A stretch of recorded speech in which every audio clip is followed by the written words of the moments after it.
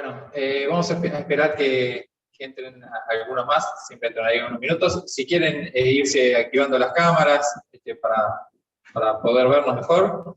Y bueno, si alguno tiene alguna duda del video que vio y quiere consultar, que empiece, y total ahora cuando terminen de ingresar algunos más, de última después hacemos un repaso de los temas centrales. No sé si pudieron ver el otro video que tenían, que era, al menos eran dos videos de inversiones. Vimos hasta una parte, la clase pasada vimos los modelos parciales y completos, y habíamos dicho que dejábamos para hoy, para ver el tema de los modelos avanzados, y un poco lo que es bueno, algo de proyectos mutuamente excluyentes, que no estaba en el video, pero yo iba a hacer una mención de eso, y lo que es el presupuesto de capital, que hay algunas consideraciones a tener en cuenta cuando uno arma el presupuesto de capital. Profe, yo vi el video 4, creo que es la clase 4, criterios de evaluación, que eran 3 videos. A mí no me quedó claro la parte en que separa el método del accionista y el método del empresario. Cuando habla del accionista, pone como una fórmula toda larga. Él dice que es el activo más la deuda, y después dice que hay otra forma, que es la que plantea Rapaport, creo que es de otra. Bueno, ahora veo, vos decís que en el criterio de evaluación de la empresa, cuando uno dice el valor empresario, es igual al valor del flujo de fondos para los accionistas más la deuda. ¿Eso decís vos? Sí. O sea, no sé a qué punto te referís, no me acuerdo exactamente cómo eran los videos, lo grabó justo el otro docente, pero hay una parte que él menciona que el valor empresario es el valor para el valor de las acciones, que sería el valor de cotización de las acciones, más el valor de la deuda. No sé si te referís a eso, que el valor del empresario sería el valor de todos los activos del negocio. Después hay distintas maneras para uno poder determinar ese valor. Yo sigo admitiendo algunos, y eso no sé si se llegó a ver tanto en los videos, por eso no sé qué fórmula tan larga decís vos. Hay una fórmula que él presenta, una fórmula para tratar de aplicar el análisis incremental de Rapaport, que dice cómo por qué se analizan ventas incrementales, por el margen, por los impuestos. No sé si te referís a eso o no. Esa. Bueno, eso lo que arma, lo que trata de armar es básicamente el flujo de fondo. Ahora lo vemos, yo ahora de última comparto y lo vemos. Lo que él trata de hacer ahí, a ver, voy a compartir directamente y lo vemos directamente desde la... Dale, es el video 2, ya en los últimos minutos, minuto 11 por ahí. Sí, no, tanto no me lo acuerdo. No, pero está por ahí. Ahí están viendo ustedes, ¿no? Sí. A ver, lo que vos decís me parece que tiene que ver con el valor para el accionista, algo de esto, de que el valor empresario, esta es otra filmina porque es la que uso yo, él usa otras personas más o menos similares. No, él abajo tiene, creo que dice FF, flujo de fondo, y es como todo una... Por eso, tiene algo de esto donde dice los 7 impulsores de valor de Rapaport, esto es el modelo de Rapaport, y abajo tiene una fórmula de cómo se determina ese flujo de fondo, ¿no? Sí. Creo que la fórmula es, que la que está diciendo, yo la tengo la del año pasado, no tengo impresa la del año pasado, que es flujo de fondo es igual a venta en el momento cero por 1 más G por el valor marginal, creo. Eso, bien, sí, creo que entiendo. Entonces, es esto mismo, son estos 7 impulsores, ¿cómo afectan esto a la proyección? Lo que dice es, Rapaport dice que los impulsores de valor son estos 7, la tasa de crecimiento de las ventas, margen operativo, tasa de impuesto a las ganancias. Entonces, lo que él dice es, cuando ustedes arman en realidad un flujo de fondos incremental, lo que ustedes dicen es, ¿cómo parten? Bueno, ¿cuáles son las ventas incrementales? Que serían las ventas del año anterior por la tasa de crecimiento, que es la tasa de crecimiento en ventas. Lo que pone en fórmula es lo que dice Rapaport acá en estos números. Entonces uno dice, bueno, ¿cuáles son un proyecto va a sumar ingresos incrementales a la empresa. Bueno, ¿cuál es el ingreso que va a generar incremental? Es la diferencia entre las ventas con el proyecto y las ventas sin el proyecto, que sería lo mismo que decir las ventas anteriores por la tasa de crecimiento. Una vez que tenemos las ventas, digo, esas ventas, ¿cuánto van a contribuir en el margen? Bueno, el crecimiento en ventas por el margen que van a generar, por ese margen de utilidad que van a dar. Eso después va a pagar impuestos a las ganancias, por lo tanto ese resultado operativo va a pagar impuestos a las ganancias. Después hay que sumarle y restarle, no me acuerdo de memoria lo que él escribió, pero lo que él está armando es el detalle de cómo se arma un flujo, en realidad, que es el crecimiento en ventas por el margen de utilidad que te da el resultado operativo, le vas a aplicar la tasa de impuesto a las ganancias a esa utilidad, con lo cual vas a llegar a lo que sería el resultado neto. A eso le vas a tener que, seguramente le vuelve a sumar las amortizaciones para hacer los flujos de fondos, no sé si lo detalla ahí o no, pero si no a ese resultado, como vos le pusiste las amortizaciones para calcular los impuestos, después debería sumarla para volver al flujo de fondos. Después tenés que restar la diferencia de capital de trabajo, que es cuánto capital de trabajo vas a tener que dejar en la empresa para poder generar ese incremento en ventas, que es lo que acá figura como inversión en capital de trabajo. Lo mismo la inversión en CAPEX o en activo fijo, o sea, cuánto vas a tener que invertir en nuevos activos, y de esa manera armás el flujo de fondos. Ese flujo de fondos que armaste lo vas a replicar durante X cantidad de años, que es la duración del periodo de pronóstico que dice Rapaport, y lo vas a descontar a la tasa de costo de capital. No es nada más que lo que sería la fórmula del BAN, o lo que uno hace cuando uno trata de armar la estructura del cuadro de resultados. Yo no sé si tengo a alguien esperando ahí en sala, creo que no. Bueno, ahí. Bien.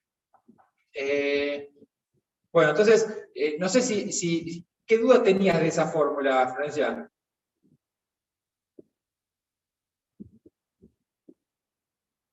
No, en el video no le había explicado bien de dónde bien salían todas esas variables, bueno, esos impulsores ahora. Entonces como que no lo había entendido, no sabía si era lo mismo hacer activo más deuda o usar esa...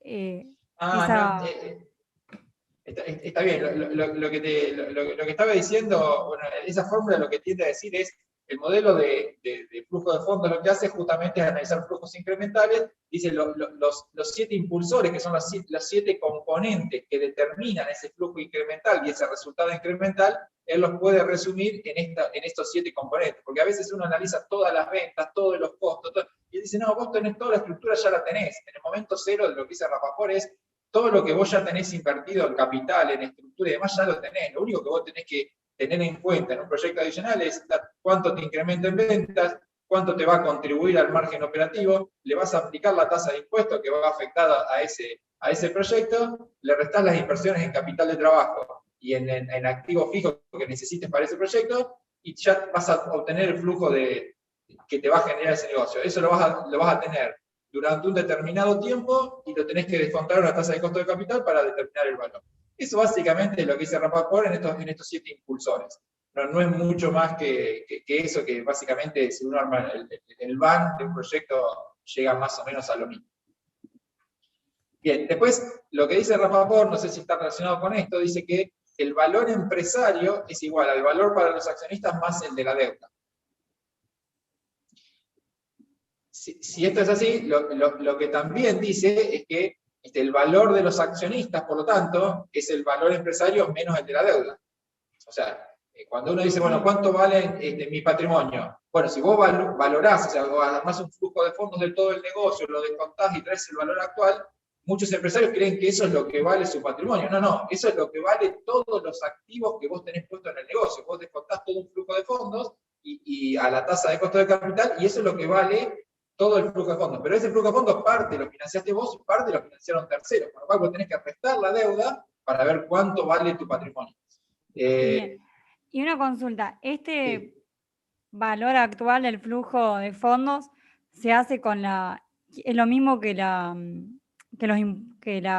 fórmula de los impulsores del valor? O sea, el número S lo sacamos con esa fórmula, ¿o es de otra cosa?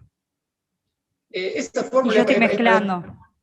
Sí, yo ahora si querés vamos a los flujos de fondos, cómo puedes armar distintos flujos de fondos en función de cómo querés armar el flujo y la tasa de descuento. Yo tengo acá justo detallado, si ustedes vieron mi disciplina van a ver que yo hago varias explicaciones de distintas formas de armar flujos y tasas de descuentos, y eso te va a dar siempre el mismo valor. Pero ahí lo que quiso hacer explicar es que eso que dice Rapaport es consistente con lo que dice el modelo de evaluación o con el armado de flujo de fondos. Pero ahora si quieren vamos al armado bien de los distintos flujos, que es lo que les va a interesar y que es más bien práctico. Rapaport básicamente se concentra en esos impulsores para decir lo importante es lo que uno incrementa y no lo que está generado.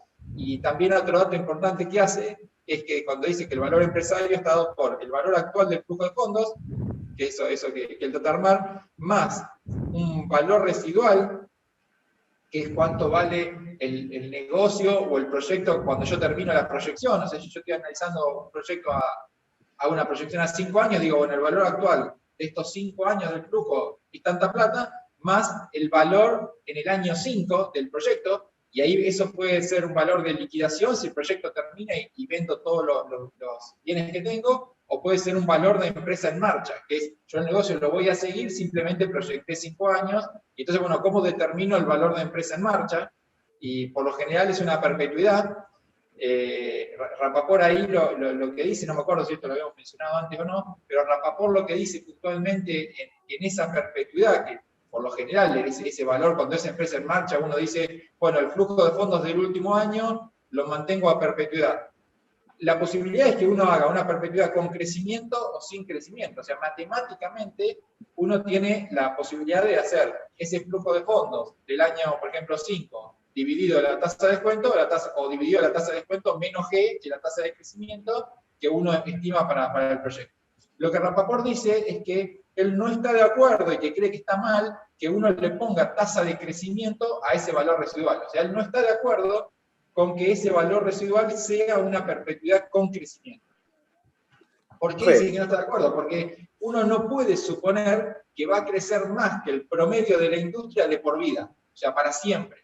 Eso no suele ser así. Uno puede tener una estrategia que sea mejor que la de sus competidores, pero eso va a durar un tiempo. En algún momento vas a ir ganando participación en el mercado y en un momento vas a crecer junto con la industria. Uno puede estar ganando siempre participación porque si vos a perpetuidad ponés que la tasa de crecimiento de la empresa es mayor que la del mercado, en el infinito, o sea, en esta perpetuidad que es para siempre, en algún momento, si vos proyectás en el Excel, vos como empresa estás proyectando que vas a vender más que el tamaño del mercado. O sea, hay una inconsistencia del modelo. Entonces, lo que él dice es, si uno cree que va a tener tasas de crecimiento fuertes y mayores a las del mercado, mayor al periodo que está analizando, lo que tiene que hacer es estirar el periodo de análisis.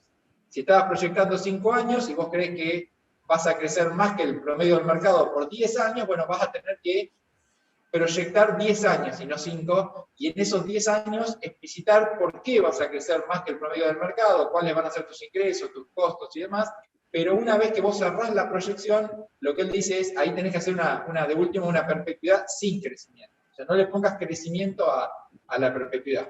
Eso es lo que dice el modelo de Rapaport, que es algo importante y que se suele tomar a veces en los parciales y en los finales. Así que por eso Profe, una pregunta con respecto a esto del valor residual. ¿No se calcula el valor actual del valor residual, de ese valor, de esa renta perpetua? Sí, por supuesto. Uno hace valor actual de flujo de fondos y después el valor residual, valor actual de ese valor residual. Uno hace la perpetuidad. Como no está en la fórmula y sí lo había puesto el profe, no sabía si estaba mal escrito o lo había explicado mal el profe. Por eso preguntaba. No, se calcula el valor residual y después ese valor residual se lo trae obviamente a valor actual.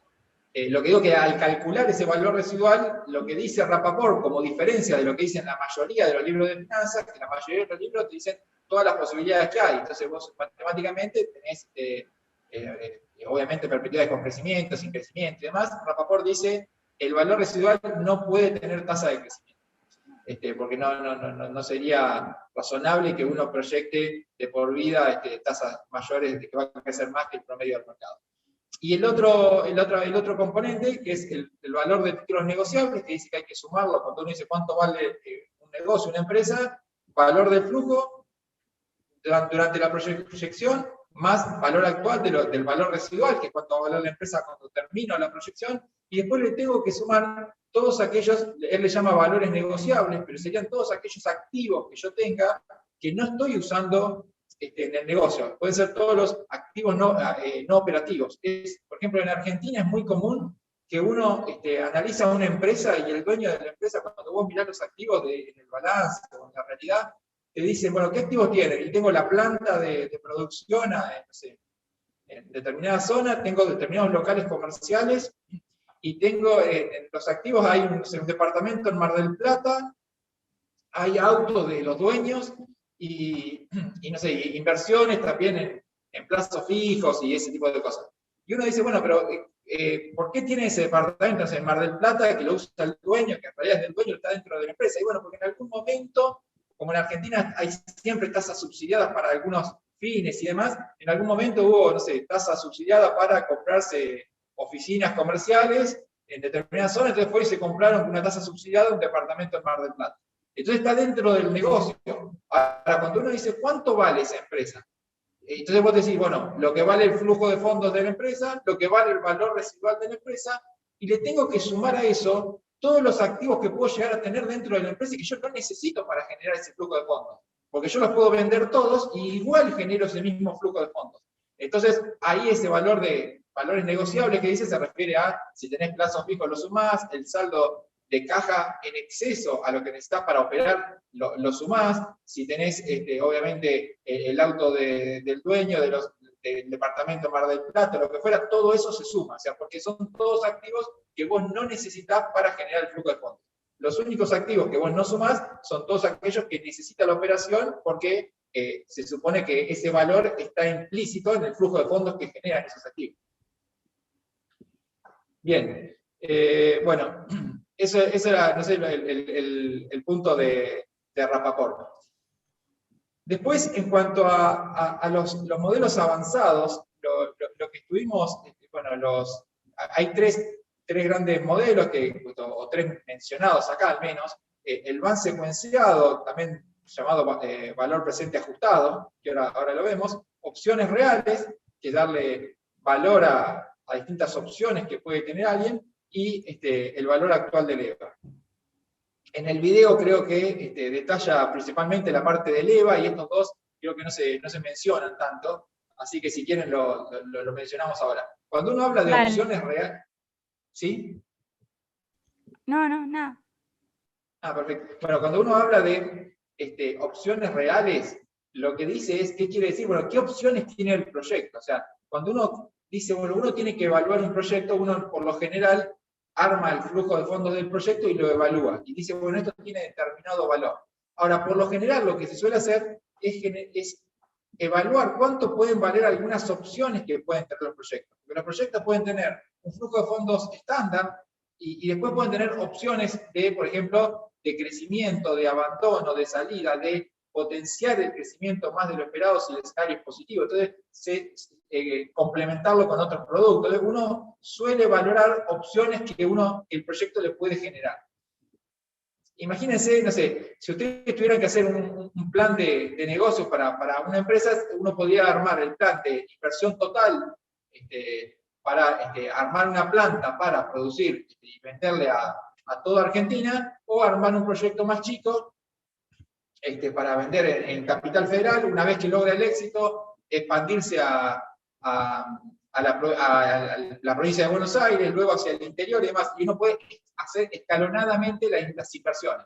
Eso, por lo general, se trabaja con árboles de decisión, donde uno decide una inversión en función del éxito que tiene esa inversión en el mercado, o el nivel de satisfacción y demás, ahí decide si realiza o no una nueva inversión y va ampliando la inversión.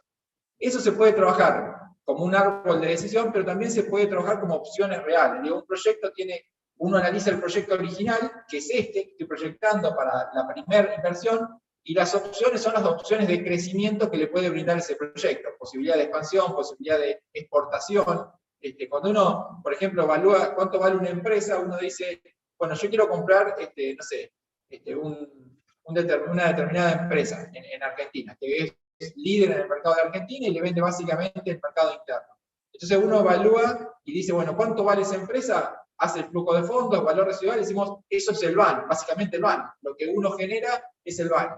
El VAN, lo que decíamos, es que no tiene en cuenta el valor de las opciones. ¿Qué son estas opciones? Decimos, esa empresa, ¿qué otra cosa podría hacer que hoy no hace, pero que le podría generar valor adicional? Y alguien podría decir, y bueno, quizás podría, si tiene capacidad ociosa, exportar parte de su producción. Bueno, los productos cumplirían los requisitos para exportación. Bueno, si uno ve que su producción podría ser exportable, que hay mercado y demás, uno puede armar el valor de una opción que sería el proyecto de exportación. Empezar a armar la red comercial, la exportación y demás. Entonces, arma lo que sería el flujo de una alternativa que tiene, que es salir a exportar. Otra alternativa que podría ser utilizar la capacidad ociosa para producir o hacerle determinados servicios a otras industrias y demás. Y esas son opciones, o sea, son opciones que tiene ese negocio que hoy no han sido explotadas, por eso no están en el flujo de fondos, pero que se pueden llegar a generar. Y eso es lo importante de cuando uno evalúa un proyecto, siempre es muy importante el valor de las opciones que tiene disponible. ¿Por qué? Porque cuando un proyecto tiene muchas opciones, te da más margen para en algún momento poder ajustar.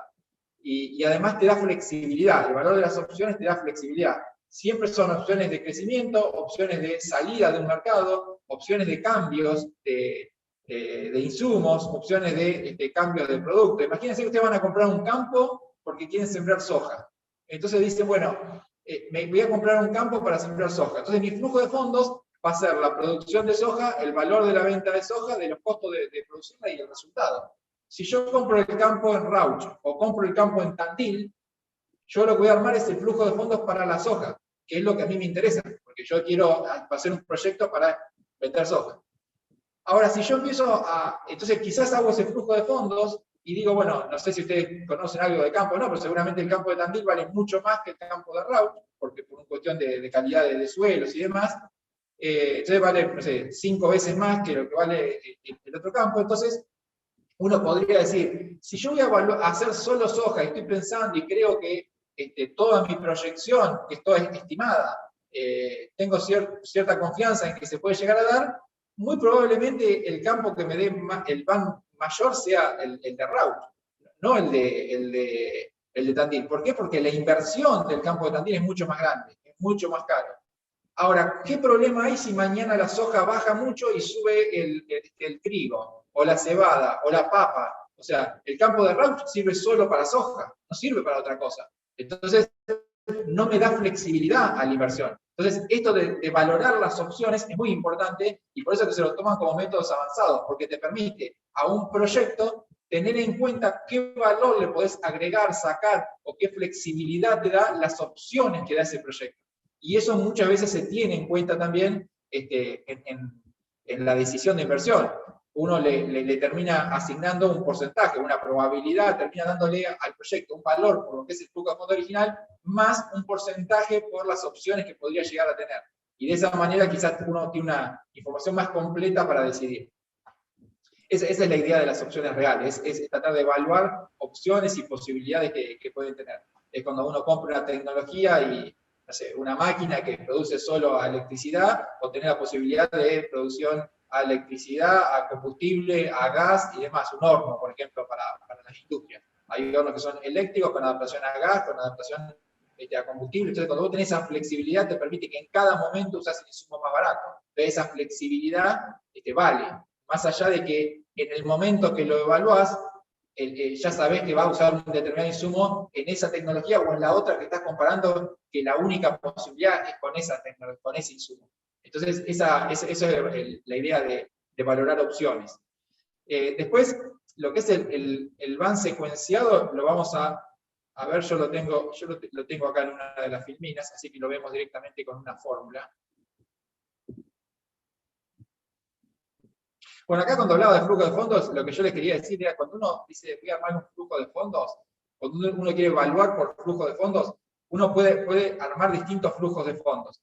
Uno dice, ¿cuál es el flujo de fondos para el accionista? El primero que dice acá es cuánto le queda de la empresa para el accionista. Entonces, si uno quiere armar el flujo de fondos para el accionista, lo que suele hacer es, a la utilidad neta del cuadro de resultados, acá está explicado, le suma las amortizaciones y le resta el CAPEX, que es la inversión en bienes de uso que necesito hacer para mantener ese flujo de fondos. O sea, cuando uno habla de CAPEX, habla de la inversión en bienes de uso, y esa inversión de bienes de uso se refiere a la inversión de bienes de uso que tengo que hacer para poder generar ese flujo que estoy proyectando. No es para un flujo nuevo, no es un crecimiento, sino para el mismo flujo que estoy poniendo en la proyección. Si yo no pongo ese CAPEX, no voy a poder mantener ese nivel de flujo de fondos. Entonces, dicho esto, digo, uno puede armar un flujo de fondos para el accionista, que es cuánta plata se va a llevar el accionista. Un flujo de fondos para la empresa, que sería cuánto genera esa empresa, todo el activo, tanto lo que financió el capital propio como lo que financió la deuda. Y ese flujo de fondos para la empresa lo puedo tener en cuenta con beneficios fiscales o sin beneficios fiscales. ¿Qué quiere decir? Si yo quiero armar el flujo de fondos sin beneficios fiscales, que es la segunda línea que están viendo ustedes, uno lo que hace es, arma los ingresos y el cuadro de resultados hasta el EBIT, hasta el resultado operativo, ahí aplica no quiero tener en cuenta los beneficios fiscales, dice, ¿no? Entre paréntesis, sin tener en cuenta los beneficios fiscales en el flujo de fondos. Entonces lo que hago es, hago el flujo de fondos, la proyección hasta el resultado operativo, aplico ahí el impuesto a las ganancias, o sea, le aplico el impuesto, y a eso le sumo las amortizaciones y le resto el CAPEX para pasar del resultado económico al flujo de fondos. Entonces lo que hago es, no pongo los intereses durante el flujo de fondos. La otra posibilidad, y después cuando uno hace esto de no poner los intereses, uno va a decir, bueno, pero me falta tener en consideración los intereses y que los intereses se deducen de impuestos. Bueno, cuando uno lo que hace es, no pone los intereses en el flujo de fondos, lo que hace es, tiene en cuenta el beneficio fiscal, el ahorro fiscal, en la tasa de descuento. Ahora vamos a ver cómo hace la tasa de descuento. En la tasa de descuento, hace el costo de la deuda por 1 menos T. Entonces, si la deuda salía al 10%, yo hago el costo de la deuda por 1 menos T, me voy a ponerse 6% en vez de 10. Entonces, ya me tomé ese ahorro fiscal en la tasa de descuento y no en el flujo. Porque yo quiero ver un flujo sin beneficios fiscales. Si yo quisiera ver en el flujo de fondos, un flujo de fondos para la empresa con beneficios fiscales, armo un cuadro de resultados como el que están viendo acá, donde incluye los intereses, paga los intereses, pago impuestos después de haber deducido intereses, con lo cual pago menos de impuestos. Y entonces, ¿cómo armo este flujo de fondos? Parto de la utilidad neta, le sumo los intereses de vuelta, porque yo quiero ver cuál es el flujo que genera mi negocio, tanto para el capital propio como para la deuda. Pero ese flujo de fondos lo quiero ver luego de haberme reducido el pago impositivo. Por eso pongo los intereses para que se me reduzca el pago de impuestos y luego parto, hago utilidad neta, más intereses, más amortizaciones, menos CAPEX, y digo, este es lo que se llama el capital cash flow, que es el flujo de fondos para el capital con los beneficios fiscales. Uno diría, bueno, son 3 flujos distintos. Bueno, pero esos 3 flujos distintos se tienen que descontar a 3 tasas distintas y van a llegar exactamente al mismo valor. Vamos a ver un ejemplo. Acá tienen un estado de resultados donde se armaban estos 3 flujos. Acá decía que, bueno, el impuesto era el 50% y el CAPEX 500 para que coincida con la amortización. Entonces era más fácil para netearlo en la cuenta. Entonces, partimos. Flujo de fondos para el accionista. ¿Cómo hago un valor si yo quiero evaluar la empresa a través del flujo de fondos para accionistas? ¿Cómo determino el valor de la empresa? Digo, el equity cash flow, que es el flujo de fondos para el accionista, el primero que tenían acá, flujo de fondos para el accionista, descontado a la tasa de rendimiento exigida por el accionista, tasa de rendimiento exigida por el accionista, esto me va a dar el valor del patrimonio. Es el flujo de fondos para el accionista descontado la tasa del accionista. Dice cuánto vale las acciones de los dueños. Entonces me da el valor de las acciones. Si a eso le sumo el valor de la deuda, que la deuda siempre está en valores actuales, uno no tiene que descontar ni hacer nada, siempre el valor de la deuda que figura en el balance es el valor que si yo voy con la plata cancelo la deuda, siempre está en valores actuales, sumo el valor del patrimonio al valor de la deuda y obtengo el valor de la empresa. En este caso, 6.563. Bueno, no quiero detallar mucho esta parte porque ustedes todavía no vieron la fórmula, porque todavía no vimos costo de capital, que es la clase siguiente, pero esto créanme que esto es una fórmula para mostrar la consistencia, cómo se determina la tasa de costo de capital. El costo de capital de la empresa, del accionista, es la tasa libre de riesgo más la prima de riesgo del mercado por el riesgo que corre el accionista, que es mayor que el que corre la empresa en su conjunto. Bueno, entonces decimos, flujo de fondos para el accionista, descontado la tasa del accionista, más la deuda, valor de la empresa 6.563. Ahora, si queremos obtener el valor de la empresa considerando los beneficios impositivos en la tasa de descuento, quiere decir, yo en el flujo de fondos no quiero poner los beneficios impositivos, sino que los quiero poner en la tasa de descuento, yo lo que hago es, parto del flujo de fondos, la segunda opción de acá. Decíamos, ¿cómo se hace este free cash flow? Es el flujo de fondos libre. Es el resultado operativo por 1 menos T, o sea, al resultado operativo le aplico el impuesto a las ganancias directo, y luego sumo amortizaciones y resto CAPEX.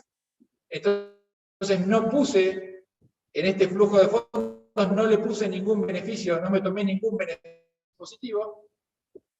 Y entonces, ¿a qué tasa lo tengo que descontar? A una tasa promedio ponderado que me incluya el beneficio impositivo que no tuve en cuenta en el flujo de fondos. Entonces, cuando yo, no sé si me están escuchando bien, porque a mí me salió que tenía baja conexión, pero cuando uno vean acá, cuando dice costo de la deuda, para calcular el costo del financiamiento, hago costo de la deuda por 1 menos T. Entonces yo tenía 10% y el impuesto era 50%, yo ya me estoy tomando como costo de la deuda el 5%, neto de impuestos. Por la proporción de la deuda, luego costo del capital propio por la proporción de capital propio. Cuando uno descuenta esto, le da exactamente el mismo valor, 6.563. Es decir, armé un flujo de fondos que no incluye beneficios impositivos, y los beneficios impositivos los incluí en la tasa de descuento. ¿Por qué? Porque dice, al costo de la deuda le apliqué el 1 menos T.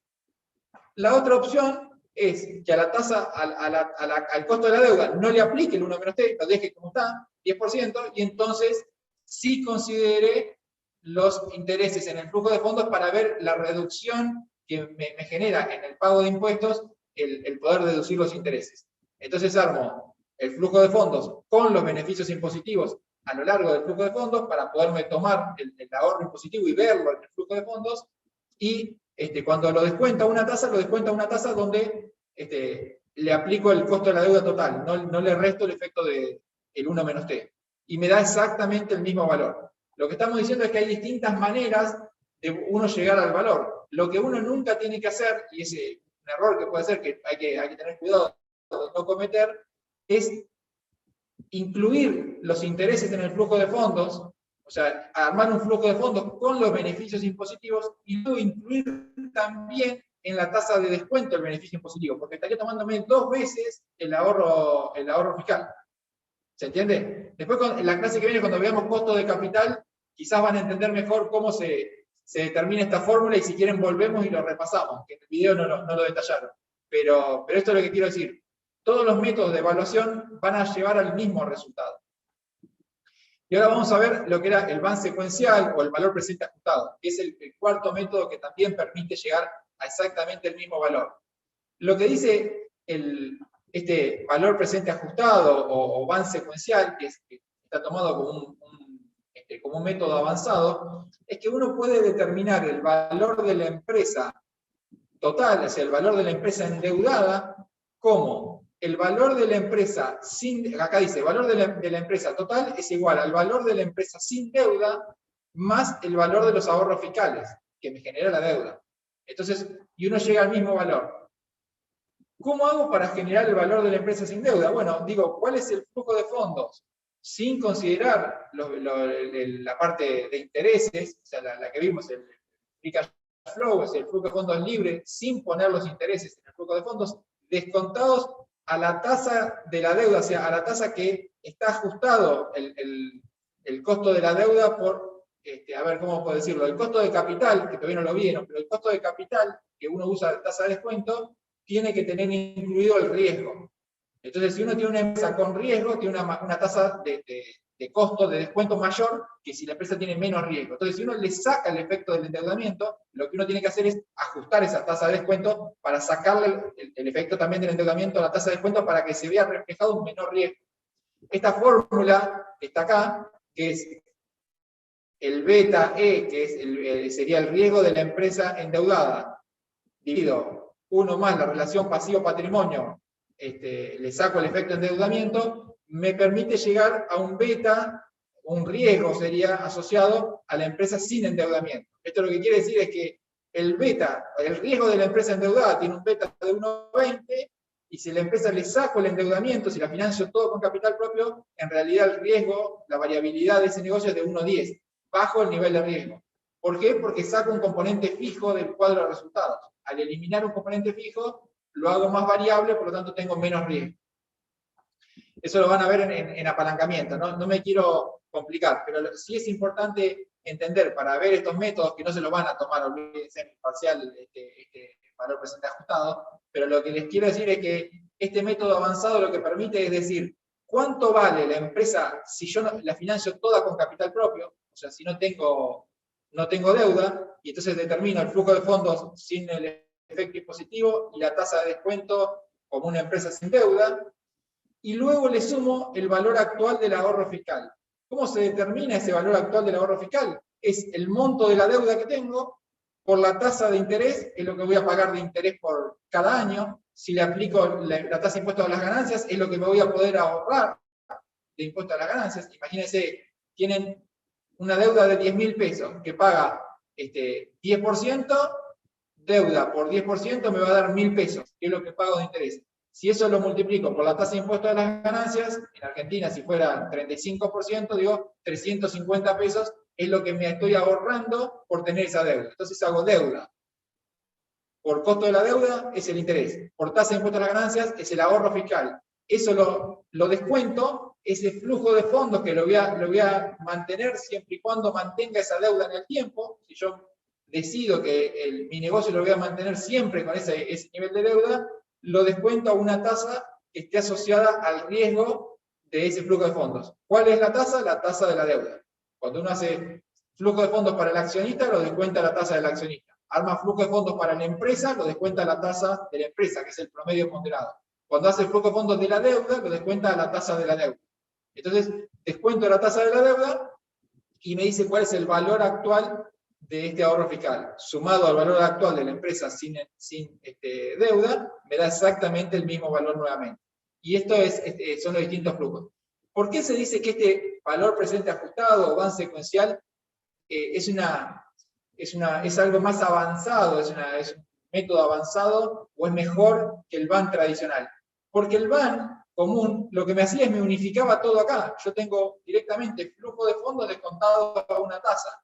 Y entonces yo ya tengo que tener definido mi nivel de endeudamiento. Tengo que haber definido cuánta deuda le voy a poner a este proyecto. Y muchas veces los proyectos generan valor en el ahorro fiscal. Hay muchos proyectos que si uno no tiene en cuenta el ahorro fiscal, no ganan plata. O sea, el verdadero valor se genera en los ahorros fiscales que uno puede generar. Entonces, lo que permite este modelo es que uno determine, por un lado, cuánto vale el proyecto sin deuda, y luego decir, si yo le pongo 10% de deuda a este proyecto, ¿cuánto genera el ahorro fiscal?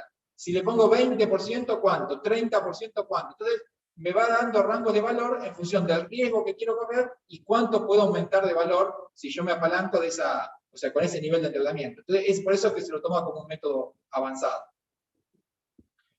Bien, bueno, no sé si les quedó alguna duda de ahí, si no pasamos al modelo de EVA.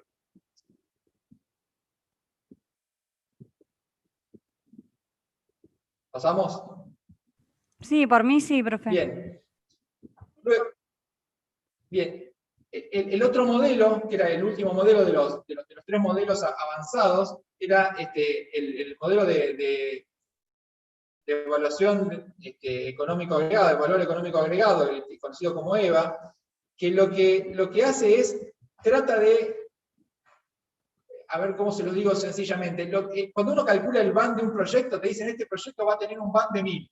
Esto lo que quiere decir es que ese proyecto te va a generar 1000 de valor. Y lo que trata de hacer el EVA es decir, bueno, pero ese valor de 1000 que me genera el proyecto, ¿cuándo me lo genera? Entonces lo que quiere saber el EVA es separar esa creación de valor en cada periodo. Entonces, si yo hago un proyecto de 10 años, el EVA lo que me permite es decir cuánto valor genero en cada uno de los 10 años.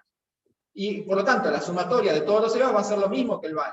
Porque lo que trata de hacer el EVA es detallar el valor. Para que lo entiendan, este es el mismo ejemplo que usó Julio en el video.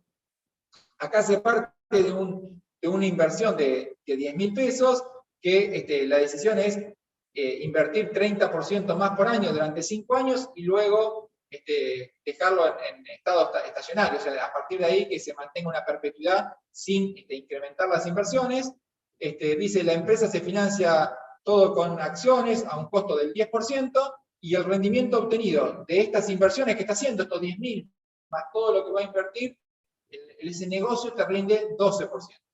Esto sería como decir, bueno, armaste este flujo de fondos, calculaste la TIR, te dio 12%, ¿a cuánto vas a financiar esto con el costo del capital propio, que lo vas a financiar con capital propio? 10%. Entonces, bueno, ¿cuánto genera de valor ese flujo de fondos? Si vos haces el BAN, que sería el último flujo que está acá, uno dice, bueno, armo flujo de fondos de todo el periodo que voy a analizar, en este caso, los primeros 5 años y luego la perpetuidad, y digo, bueno, el flujo de fondos en estos primeros años me da negativo en realidad porque estoy haciendo inversiones. Entonces digo, bueno, como estoy invirtiendo permanentemente, fíjense que acá partí con 10.000 pesos de inversión, capital invertido inicial, y hice inversiones netas durante el año de 3.000. Al otro año, ya ahora voy a partir con un capital invertido ya de 13.000, y sigo haciendo inversiones por 3.900, y sigo haciendo inversiones, entonces invierto 30% durante 5 años, y después dejo de invertir. Esto puede ser porque me estoy expandiendo, porque quiero capturar mercado, porque quiero crecer, por lo que fuera. Ese es el plan de inversión. Invertir durante 5 años, y luego dejar esa inversión y sacar los frutos. Si yo quiero ver eso en el BAN, lo que me va a dar, como estoy invirtiendo, es que los primeros años me da todo negativo. Entonces me da el primer año menos, no sé, 1.600.000, el segundo menos 1.900.000, menos 2, menos 5, hasta que en un momento genera flujo de fondos y se genera. Cuando calculo el valor actual neto, me dice valor actual 15.000. Invertiste 10.000 más ese crecimiento, el valor actual, el valor que vas a generar con este proyecto es de 15.000. Lo que uno no, o sea, el problema que puede tener el BAN para muchos que lo quieren ver, es que yo no puedo percibir a simple vista cuánto valor estoy generando en estos años, porque el flujo de fondos es negativo. Entonces no me permite ver cuánto realmente estoy generando de valor año a año. Y es lo que trata de hacer el EVA. Entonces el EVA lo que dice es, si vos tenés un proyecto que genera determinado flujo, cuando vos hiciste determinada inversión, que te rinde, esa inversión te rinde, en este caso 12%, pues acá dice rendimiento de la inversión, 12%. Costo del capital, 10%. ¿Cuál es la diferencia? 2%. Quiere decir que vos, de lo que estás invirtiendo cada año, le estás ganando 2% por sobre lo que te cuesta. Entonces, lo que vos generás de valor ese año es ese 2%. El otro 10% es costo. Vos generaste de valor al negocio 2% sobre lo que invertiste. Entonces, el primer año invertiste 10.000, el 2% son 200. El segundo año invertiste 13.000, ese 2% son 260. Y te permite mostrar año a año cuánto es el valor que generás, independientemente de cómo se dé el flujo de fondos. Porque el valor vos lo generás al momento de invertir, no al momento de que se genere el flujo de fondos. Entonces, eso es lo que permite el EVA. Este EVA se hizo bastante famoso, popular en algún momento, porque era una forma que usaban algunas empresas para premiar o pagar premios a los gerentes o a los directores. Porque decían, bueno, ¿cómo incentivarlos a que inviertan en proyectos rentables? Decían, bueno, paguémosle a través del EVA. Entonces decimos, no esperar a que se genere el flujo de fondos, sino que todos los proyectos que se vayan invirtiendo, se les saca toda la inversión que hicieron en ese año, la renta que obtuvieron, menos el costo del capital, y esa diferencia es el valor que generó la empresa en ese año, y sobre ese valor estaba asociado, por lo general, algún bonus para los directivos o los gerentes. Entonces, trataban de alinear los intereses de los gerentes con el de los accionistas. pagarle por la creación de valor y no solo por resultados de corto plazo. Bueno, eso es en resumen lo que es el valor económico agregado. Profe, Sí. el FCF, que son menos 1800, Sí, el free ¿de cash dónde flow sería sale? flujo de fondos libre. ¿Y de dónde sale? ¿Cómo se calcula? Sale el flujo de fondos operativo, el flujo de fondos operativo sería ventas menos todos los costos de esas ventas, 1.200. Entonces vos vas a tener, piensen en un cuadro de resultados, ventas, todos los costos operativos, resultado operativo, 1.200. Uno, después del resultado, ¿qué hace? Le resta el capital de trabajo, en este caso no lo pusimos, y le resta el CAPEX, las inversiones que vas a hacer. Entonces, en este caso, vos vas a invertir 3.000. O sea, vos tenías un flujo de fondo operativo positivo, pero decidís invertir 3.000. Con lo cual te lo hacen negativo. Es decir, el flujo de fondos final libre que le queda a la empresa termina siendo negativo. O sea, va a tener que inyectar capital. ¿Se entiende? Vos tenés un flujo de fondos de la operación y un flujo de fondos de la inversión. Sí, Como vos vas a sí. invertir, te da negativo. El segundo año, la operación te dio 1.500.000. Pero como seguís invirtiendo, invertiste 3.900.000 más, te vuelve a dar un flujo negativo. Bien. O sea, es como los primeros que vimos con usted. Más o menos me hago esa idea. Claro, es la misma estructura, nada más que en el primero que vimos era un CAPEX, era chico, era un CAPEX de mantenimiento, y en este caso es un proyecto que está creciendo mucho, entonces está invirtiendo mucho, y entonces te da un flujo de fondos negativo porque estás invirtiendo mucho en ese momento. Lo que no quiere decir es que no estés generando valor. Perfecto. O sea, vos estás invirtiendo mucho, pero estás generando valor. Sí, eso explicaba el profe. ¿Eh? De que la empresa estaba generando valor, por más que den negativo, estaba generando valor. Claro, porque la operación genera valor y genera un flujo que es mayor que el que necesitas para pagar la retribución al capital. O sea, si el capital te está pidiendo 10%, vos estás generando más que 10%, estás generando 12%. Por eso que de 10.000, vos generaste 1.200, que es el 12%, y vos de estos 12%, 10% era lo mínimo que pretendía ganar el inversor cuando puso la plata. Ese diferencial de 200 es lo que está ganando el proyecto por sobre el mínimo que te había exigido. Entonces, lo que vos creaste de valor. Si vos le pagaste solo lo que él pretendía, no le creaste nada de valor. Ahora vos le pagaste lo que pretendía y generaste 200 más, estás creando valor de un 2%, un diferencial de 2%. Eso es lo que trata de medir el EVA. Es el rendimiento que obtenés, el rendimiento de las inversiones de capital, el ROE de las inversiones, menos el costo de capital, por la cantidad de plata que tenés invertida en ese periodo. Perfecto, gracias. De nada. Y bueno, entonces este era el último modelo.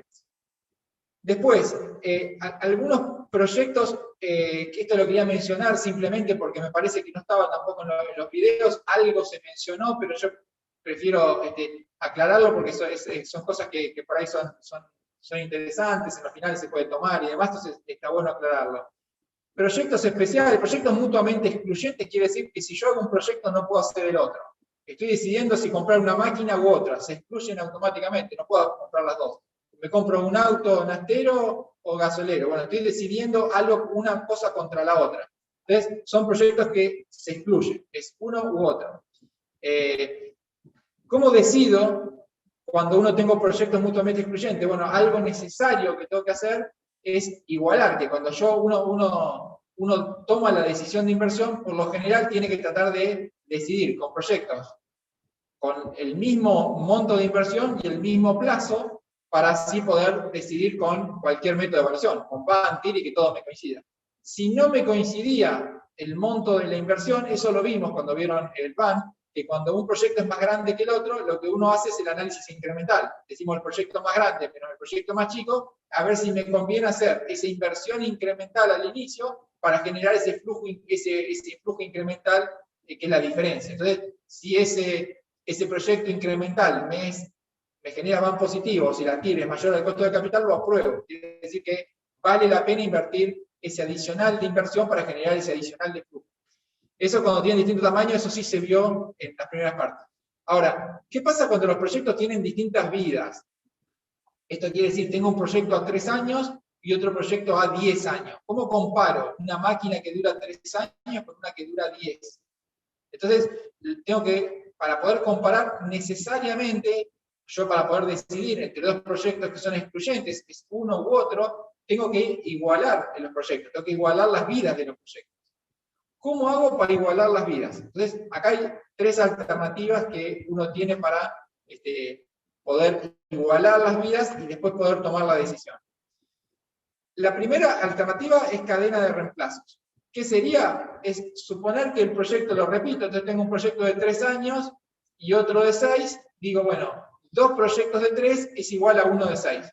Entonces hago un proyecto de 3, en la proyección del flujo de fondo hago un proyecto de 3, luego hago otro proyecto de 3 y lo comparo contra el de 6. Entonces tengo una cadena de reemplazo, hago 2 proyectos de uno contra uno de otro. El problema que puede tener esto es que si yo tengo un proyecto de 4 años y otro de 5, si yo repito el de 4 me quedan 8 y 5. Entonces repito, voy agregando al de 5, me queda 8 y 10. Y lo voy agregando, y entonces tengo que ir agregando siempre el que me queda más corto hasta que en un momento se iguala. ¿Cuándo se iguala? Hago 4 por 5, 20, a los 20 años se va a igualar. Entonces tengo que proyectar 20 años, en el cual en uno hago 5 proyectos de 4 años cada uno, y en el otro hago 4 proyectos de 5 años cada uno, y eso me iguala a los 20 años, se igualan las vidas. Y ahí analizo flujo de fondos, igual que como venía analizando. Eso es cadena de reemplazo.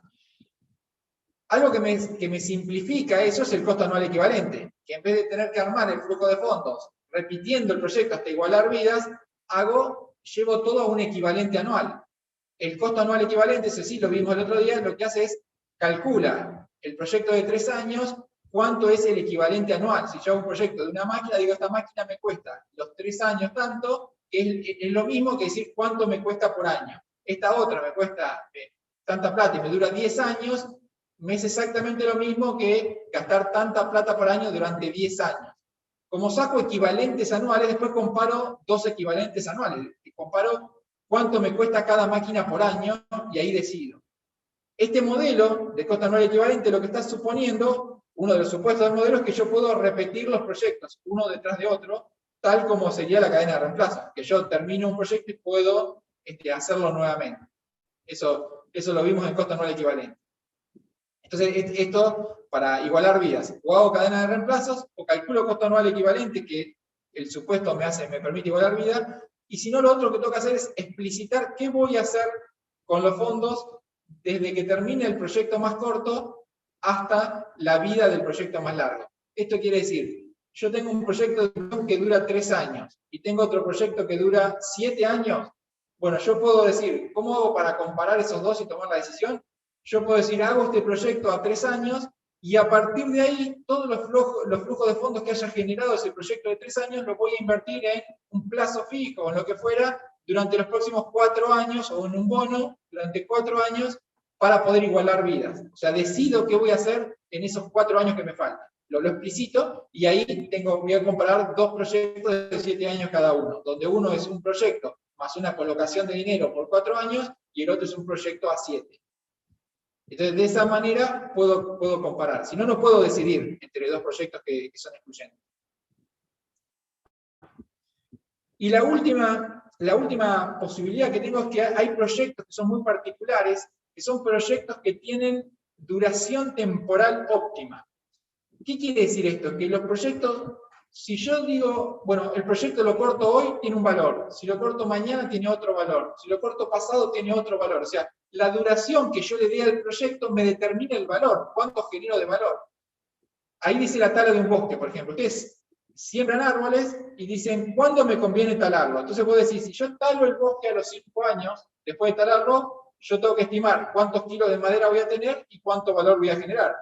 Si yo espero 10 años, voy a tener mayores kilos de madera, porque los árboles crecieron más, y también lo voy a tener que descontar más cantidad de tiempo, porque tengo 10 años para descontarlo, con lo cual va a generar otro valor. Va a llegar un punto donde en algún momento me va a dar el óptimo. Voy a decir, el van a los 5, a los 6, a los 7, tengo que ir calculando el van a distintas fechas, por ejemplo, a 7 años, 8 años, 9, 10, hasta poder definir cuál es el van que genera más valor. Por lo general, si estamos hablando de un bosque, hay biólogos que te van a decir cuál es el ciclo de crecimiento de una planta. Entonces, en algún momento la planta crece más que lo entonces, te contribuye más a los ingresos que lo que te va a descontar la tasa de descuento, y por lo tanto va generando valor, y en un momento el crecimiento se empieza a frenar, y entonces no te conviene esperar, porque cada kilo adicional de madera tenés que esperar más tiempo y te resta más en la tasa de descuento que lo que genera de kilos. Algo muy similar pasa en los feedlots. Los feedlots de ganado, cuando uno pone un animal a engorde, el animal cuando es chico engorda muy rápido. Entonces va creciendo en kilos vivo mucho más rápido. Ahora cuando un animal entra con 150 kilos y pesa 200, 300, cuando llega a pesar 350, 400 kilos, ya consume mucho alimento y engorda menos. O sea, carga menos kilos en su organismo y consume mucho alimento. Cuando son chicos, consumen menos alimento y engordan más. Entonces, eso se calcula matemáticamente, y calculan cuál es el band de esa inversión por día, hasta definir, bueno, en función del alimento y en función de la tasa de conversión, que es el pase de kilos de alimento a kilos de ganado, se determina cuál es la escala temporal óptima. Entonces te dicen, para este tipo de raza de animal, con este tipo de alimento, tenés que tenerlo 123 días. Ahora, si fuera otro alimento y otro animal, 150 o 110, no importa. Lo que digo es, hay algunos proyectos, como estos que estoy mencionando, que tienen esta escala temporal óptima, y entonces no me permite hacer un ban sencillo y decir, es esto. Tengo que hacer el ban a distintas fechas y determinar el valor, y eso me va a permitir saber cuál es el momento justo para generar el máximo valor. Bien, bueno, no sé si hasta ahí quedó claro. Si me quieren hacer alguna consulta, me interrumpen de cualquiera de estos aspectos. Si no, iba a hacer alguna mención también sobre la evaluación por múltiplos, que es para hacer una simplificación, pero que se suele usar mucho también. Profe, yo me perdí con el CAE. Sí. ¿Lo puede explicar de vuelta? Sí. ¿Sí? Es más, si quieren, vamos a la fórmula que lo debemos tener por acá. Ahí está. El costo anual equivalente. Acuérdense, esto lo vimos la clase pasada. El costo anual equivalente lo que dice es, si uno tiene una determinada inversión, no sé si ustedes llegan a ver la flecha mía acá, pero si uno tiene una inversión, compra una máquina que dura 3 años y quiero comparar contra otra que dura 7, y tiene otro valor, obviamente. Entonces yo digo, ¿qué hago? Compro esta máquina que me sale 1000 y me dura 3 años, hago los 1000 que me cuesta la máquina, dividido una anualidad de N3 y la tasa de interés, que es el costo de financiamiento de la empresa. Y entonces digo, esta máquina que sale, no sé, 10.000, me es equivalente, lo que dice la fórmula, costo anual equivalente, me es equivalente a tener 3 pagos de 4.000. O sea, me es exactamente lo mismo, pagar 10.000 todo junto hoy, que pagar 4.000 por año durante 3 años. Esto es lo que dice la fórmula. Cuando uno, es la fórmula que ustedes usan para calcular la cuota de un préstamo. Cuando ustedes dicen, ¿cuál es el valor de un préstamo? Si yo puedo pagar una cuota de 10.000 a tal tasa, durante tanto tiempo, te dicen, bueno, 10.000 por esa anualidad, te dicen, bueno, te puedo prestar tanta plata, porque es lo que vos me podés devolver a la tasa de interés y ese tiempo. Esto sería al revés. Acá ponemos el monto de la plata, que sería la inversión, y lo divido por la anualidad y sacaría lo que sería la cuota. La cuota sería el costo anual que uno pagaría. Sería lo mismo que uno aplica en el sistema francés para calcular la distribución de un costo inicial a lo largo de determinado tiempo. Entonces, costo anual equivalente es inversión inicial dividido la anualidad. Lo que me dice es, ¿qué monto es equivalente? Es exactamente, le da lo mismo a la empresa pagar un monto hoy que un determinado monto año durante, en este caso, 3 años. Luego comparo, comprar una máquina que en vez de 10.000 salía 20.000, pero que duraba 7 años. Hago 20.000, dividido la anualidad con N7 y la tasa de costo de capital de la empresa, y digo, lo que dé, si eso da 3.800, decimos, a la empresa le da exactamente lo mismo pagar 20.000 hoy que pagar 3.800 por año durante 7 años. Y entonces, una vez que tengo esos dos datos, comparo. Uno me daba, el de 3 años me daba 4.000 por año, el otro me daba 3.800, digo, ¿qué prefiero? ¿Pagar 4.000 por año o 3.800 por año? No, prefiero pagar 3.800 por año. Y eso me permite tomar la decisión. Si uno, en vez de tener una única inversión, tiene una compra más un gasto de mantenimiento, más gente de un proyecto, o sea, son 2 proyectos que es comprar una máquina y demás, hago el valor actual de todo ese flujo de fondos y ese valor de todo el flujo de fondos lo divido por la anualidad. Y entonces calculo tanto la inversión inicial como todo el flujo de fondos asociado a esa decisión, lo traigo a valor actual, luego lo divido por la anualidad y me dice, eso te cuesta tanto por año. Acá no Sí. importa, acá no hay que tratar de que los 2 proyectos tengan la misma vida. Entonces, pueden tener distinta vida. No, porque claro, porque el modelo está suponiendo que vos podés repetir los proyectos cada vez que quieras. O sea, uno de los supuestos implícitos del modelo, acuérdense que los modelos cuando algo no te dicen, lo ponen en un supuesto implícito, entonces lo que está diciendo este modelo en un supuesto implícito es, si vos comparabas un proyecto de 3 con uno de 7, yo estoy suponiendo que el de 3 lo podías seguir repitiendo, y el de 7 lo podés seguir repitiendo, por eso que llevo todo a términos anuales y comparás 1 a 1. Porque si yo tenía la posibilidad de hacer un proyecto de 7 hoy, pero no lo tengo, si no lo hago hoy, no tengo nunca más la posibilidad de hacerlo, no es lo mismo. O el de 3 años, si lo hago hoy, después no puedo pasarme, no lo puedo repetir y me obliga a comprar el de 7 porque es una tecnología que se deja de fabricar o algo, no lo puedo comparar. Acá tengo que comparar, suponer que los 2 proyectos se pueden repetir en el tiempo.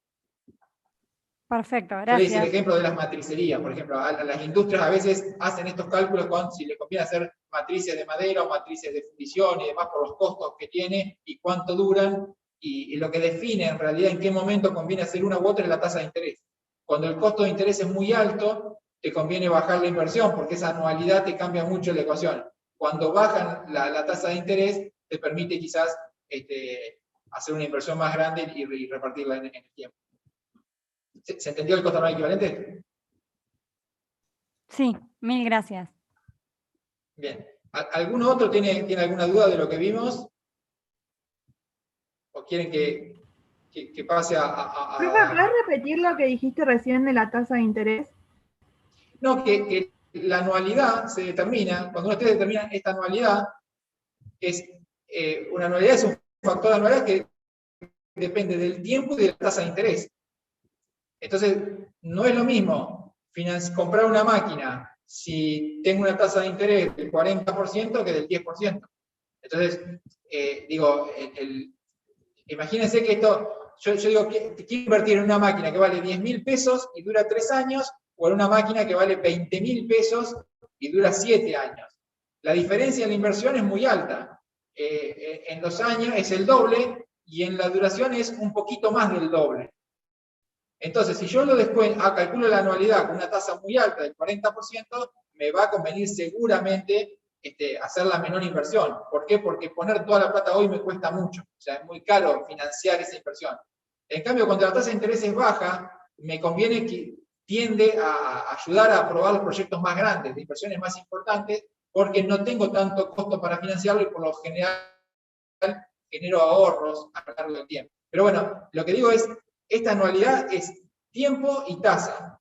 Las empresas, cuando deciden proyectos de inversión, tienen que estar continuamente, cuando utilizan este método, y por general todos los métodos, pero la tasa de interés es una tasa de referencia muy importante. O sea, hoy que Argentina tiene 15.000 puntos de riesgo, 1.500 puntos de riesgo país, quiere decir que tiene que pagar 15% más de tasa que Estados Unidos, esto hace que casi no hay inversiones extranjeras en Argentina. ¿Por qué? Porque la tasa que le tienen que exigir a la Argentina es demasiado alta y no hay muchos proyectos que rindan más que eso.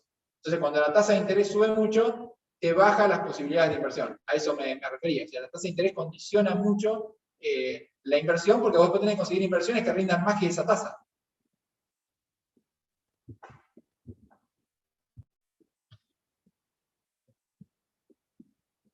Bien. ¿Alguna otra consulta? Si no, hago una mención de múltiplos, que tampoco se mencionó en el video, pero me parece que en los que son criterios de evaluación y demás está bueno que lo tengan en cuenta. Creo que son cosas muy útiles, sobre todo para cuando salgan a trabajar. Estas son cosas que se utilizan mucho. El múltiplo no es un modelo de evaluación de exactitud. Nadie busca exactitud con un múltiplo. Para poderlo entender, la mejor manera es relacionarlo con algo que ustedes estén habituados. Si yo les pregunto a ustedes cómo, yo tengo un departamento y quiero saber cuánto puede valer, ¿ustedes qué me dirían? O sea, ¿cómo puedo saber cuál puede ser el valor de mi departamento? Lo tasás. Valor de mercado, ¿te fijas? Bien, eso sería una opción. Sería que venga un tasador, que mire la calidad, que lo analice todo y me dé un valor. Pero si yo quiero algo más rápido, quiero saber cuánto puede valer, tengo un departamento... Y te fijas uno que tenga las mismas características y le pones un precio. ¿Cómo lo comparo? Con el mercado. Digo, por metro cuadrado, por lo general. O sea, vos decís, bueno, yo tengo un departamento, por lo general, ¿qué te dice? Bueno, ¿cuántos metros cuadrados tiene el departamento? No sé, 50 metros. ¿Cuánto vale el metro cuadrado de un departamento en esa zona? Entonces vos decís, y bueno, ¿dónde está el departamento? Y están en el centro, en la zona de la facultad. Bueno, perfecto. ¿Cuánto vale un metro cuadrado de ahí? Entonces, ¿qué haces? Entrás a una búsqueda de internet o lo que sea, y decís, bueno, ¿cuánto valen departamentos de más o menos los mismos metros en esa zona? Y sacás un promedio, es decir, el metro cuadrado vale, no sé, $1.000. Entonces vos tenés un departamento de 50 metros, vale $50.000. Un ejemplo, ¿no? Entonces decimos, bueno, eso es una referencia que se usa mucho. Entonces vos decís, bueno, tomás algo que es parecido en una zona similar, que tiene más o menos esas características, y vos decís, bueno, si el promedio de los departamentos de esa zona, de esos metros, esa característica vale 1.000, el tuyo valdrá más o menos 50.000. Ahora, uno podría decir, ¿vale exactamente 50.000? Y no sé, puede valer un poco más, un poco menos. Esto es un promedio. O sea, si el tuyo tiene mejor entrada, está mejor mantenido y demás, le podrás pedir 1.100, 1.200, un poco más, y si está medio venido abajo, le valdrá 800, 900, porque esto estamos hablando de un promedio del mercado. Bueno, cuando uno quiere valorar una empresa, tiene cosas como estas. O sea, si uno dice, bueno, yo tengo quiero ver cuánto vale el cable, no sé, cuando se vendió Cablevisión, no sé, en La Plata, ¿cuánto vale Cablevisión? Entonces dice, bueno, ¿cómo puedo saber rápidamente si uno tiene una empresa, no Cablevisión, si tuviera un cable local? Imagínense que usted en un pueblo del interior hay una empresita familiar, como sueles ver en el interior, que tiene la concesión o algo y maneja el cable de esa localidad. Una localidad chiquita, de 20.000, 30.000 habitantes. Dice, ¿cuánto vale esa empresa? Una cosa que uno puede hacer es armar el flujo de fondo, la estructura de costos, proyectar cuánto va a valer y armar todo eso, y bueno, y es el método de evaluación que vimos. Pero algo que se suele hacer mucho es decir, ¿cuánto puede valer el cable? Bueno, ¿cuánto valen las empresas de cable?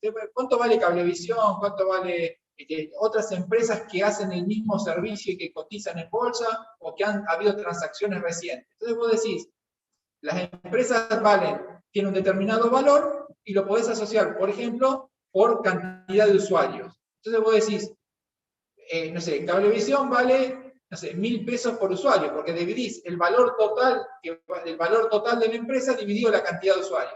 Después dividís otra empresa de cable dividido la cantidad de usuarios.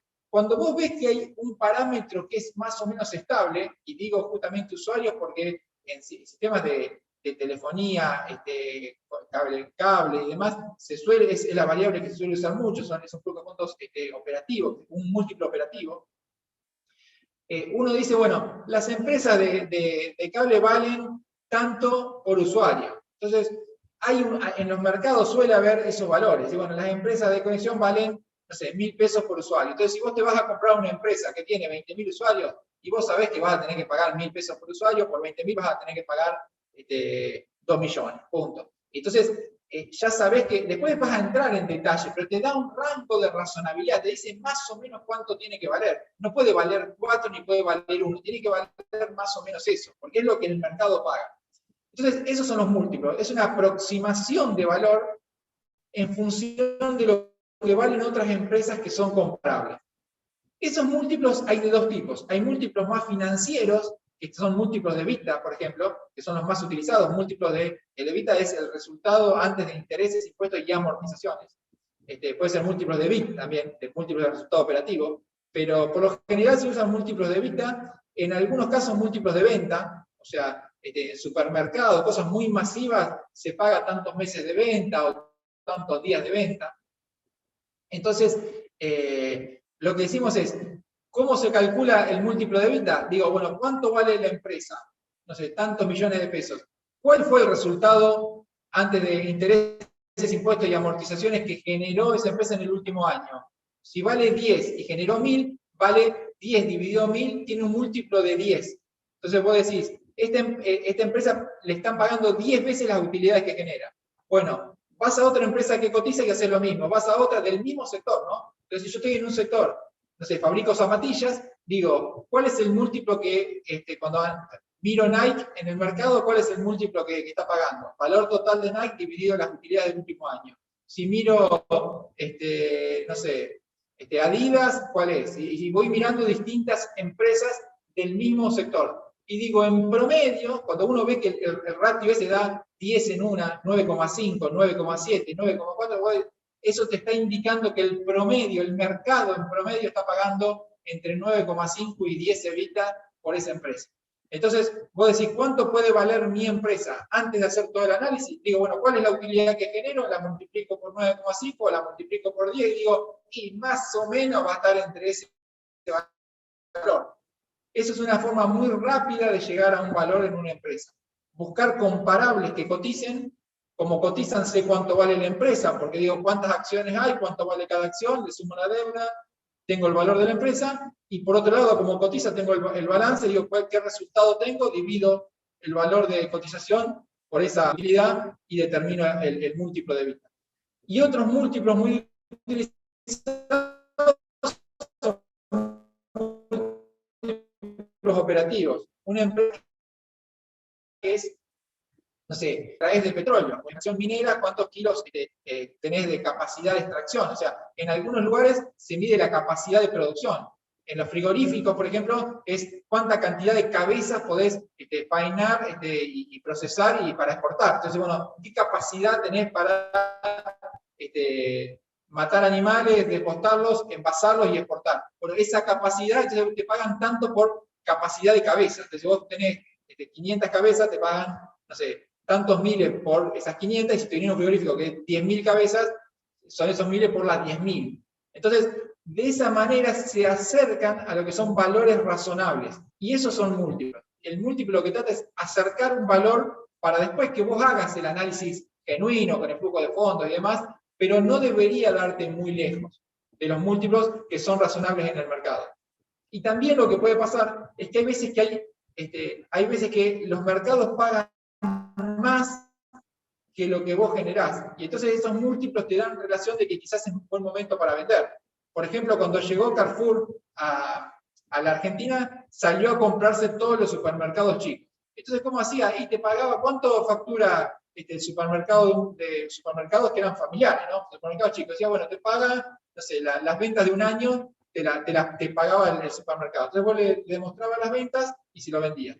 Y a veces ese flujo, ese valor que estaba dispuesto a pagar Carrefour para consolidar su red, era mucho mayor que lo que a vos te daba el flujo de fondos proyectado, porque vos todos los resultados y el costo, quizás no generás tanto valor. Entonces, quizás es un buen momento, cuando viene un jugador que necesita armarse una base grande para generar poder de negociación, para tener escala local y demás, y ahí generar la utilidad, porque ellos después Carrefour te lo va a hacer rentable con otra escala, pero quizás vos que sos chico le podés vender, y ese múltiplo te ayuda a entender esas cosas. Entonces, se suelen utilizar múltiplos o de empresas que cotizan o de transacciones recientes. ¿Quién está haciendo transacciones recientes y con cuánto paga? Eso básicamente son múltiplos, es tomar una referencia del valor de mercado. Por lo general son múltiplos de EBITDA, los financieros, múltiplos de utilidades o de ventas, y en los operativos, múltiplos de alguna variable que hace a la operación. Si fuera una central eléctrica, por la capacidad de kilowatt de energía que genera, si es un cable, por la cantidad de usuarios, si es no sé, una fábrica de tubos sin costura, de acero y demás, por la capacidad de kilos de producción y demás. Entonces, bueno, eso es un múltiplo básicamente. No sé si tienen alguna duda o no, pero estos múltiplos se usan muchísimo en evaluaciones. Por lo general, uno hace, cuando uno trabaja haciendo evaluaciones de empresas, hace la evaluación de la empresa con todo el método detallado y al lado pone el valor de múltiplos. En Argentina, los múltiplos que andan hoy de las empresas andan entre 4 y 6 veces el resultado. O sea que lo normal es que una empresa vale entre 4 veces el EBITDA y 6 veces el EBITDA.